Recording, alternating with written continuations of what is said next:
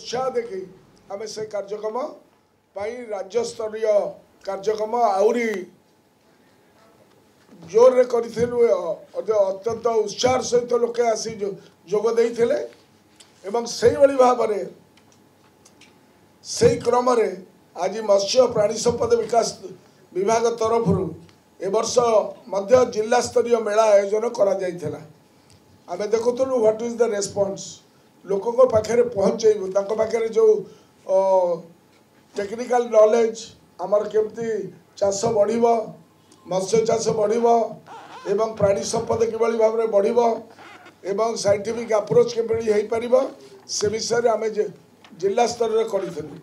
केतेगुड़िए जिला को मध्य मु जाइथिली एवं चाषी भाई और भौणी मान भाग्य प्रत्येक आलोचना करी एवं आलोचना अवसर में तांकर जो उत्साह मु देखिली से उत्साह को आगु को नवापाई आम राज्य स्तरीय मेला 3 दिन धरी आयोजन करने जाऊँ।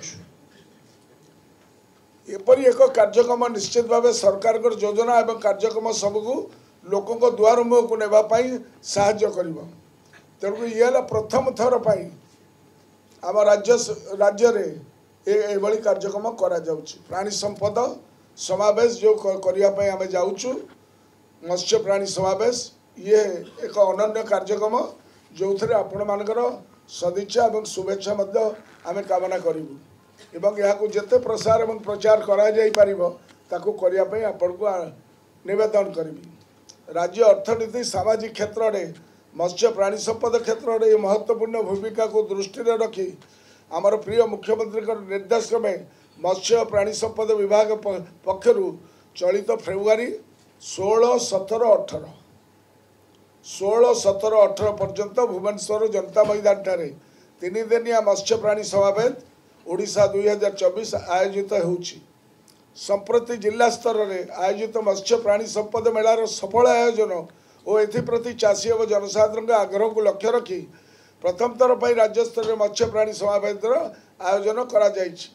समावेश मत्स्य चाषी मत्स्यजीवी गोपालक प्राणीपालक महिला स्वयं सहायक गोष्ठी व्यावसायिक संस्था कृषि उद्योगी सेवा प्रदानकारी संस्था और शिल्प गुड़िक मध्य संयोग स्थापन पर एक मंच प्रस्तुत कर launching pad will be there जो थ्रू आमर मत्स्य एवं कार्यक्रम आगू को नबार व्यवस्था करा जाइछि।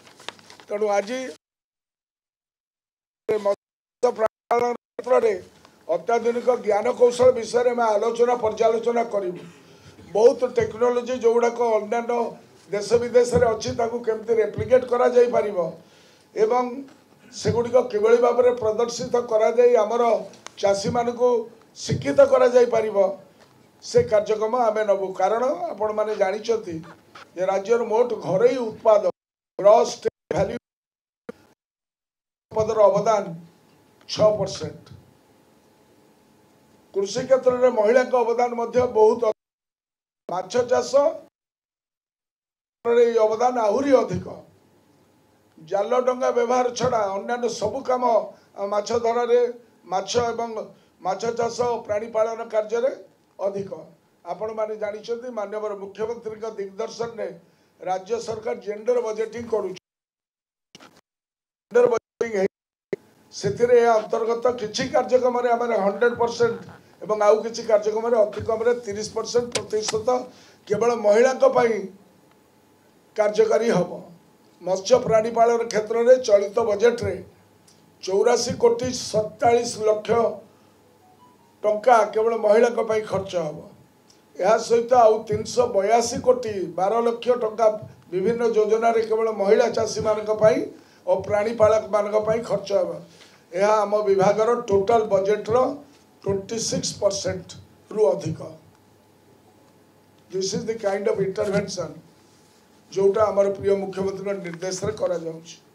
राज्यर समस्त 30 जिलू 6000 चाषी आसवे महिला स्वयंसेवक गोष्ठी कृषि उद्योगी माने समावेश भाग ने समावेश राज्य तथा केंद्र सरकार का विभिन्न विभाग ICAR वर्ल्ड फिश विभिन्न विश्वविद्यालय गवेषणा प्रतिष्ठान बेसरकारी संगठन को सामिल करी वैषयिक अधिवेशन कृषक वैज्ञानिक आलोचना सेमिनार अत्याधुनिक जंत्रपाति गुड़िकर प्रदर्शन प्राणी प्रदर्शनी अभिज्ञता बंटन आदि विभिन्न कार्यक्रम आयोजन आम करे मत्स्य प्राणी संपद समावेश 2024 को अधिक आकर्षणीय अर्थपूर्ण करने मत्स्य चाष और प्राणीपालन लाइव डेमोन्स्ट्रेशन करा जिवो। छात्र छात्री मध्य क्विज वक्तृता आदि प्रतियोगिता करा जायछि। राज्यर 30 जिल्लार मत्स्य चाष प्राणीपालन तथा गोपालन उत्कर्ष एवं पारदर्शिता हासिल करथिबा चाषी मान समेत समस्त कृषि उद्योगी स्वयं सहायक गोष्ठी एपीओ मान समावेश अवसर रे आमे मध्य संवर्धित करिवार योजना रखिछु। एक नूतन कार्यक्रम आस्क द मिनिस्टर आपण तो बर्तमान आस्क करिवे आज द मिनिस्टर रो परिकल्पना करा जायछि जो मत्स्य प्राणी संपद विकास विभाग मान्यवर मंत्री कृषक मान विभिन्न प्रश्नर सीधा सड़क उत्तर रखिए। यही प्रश्नोत्तर कार्यक्रम में केवल चाषी मैंने अंशग्रहण करेंगे। आपण मैंने चाहिए काइंडली कभर अप करेंगे।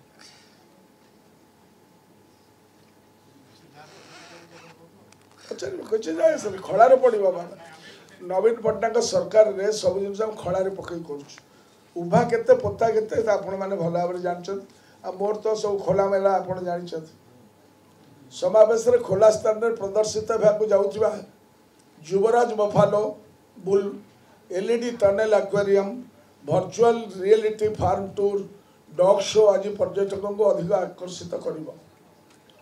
हरियाणार बफालो बुल युवराज मुरा प्रजातिर अटे एवं यह ओडिशार दुग्ध चाषी मध्य उन्नत दुग्ध उत्पादन पर महिषी मुरा सहित प्रजनन करने को सचेतना सृष्टि कर।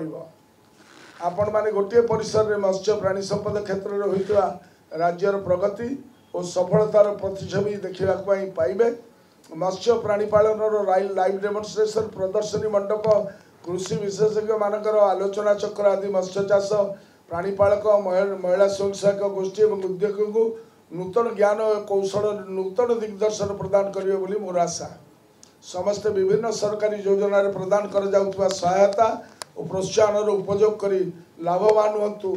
मत्स्य प्राणी संपद विकास क्षेत्र में निजर योगदान प्रकट करेंगे बोली मोर आशा।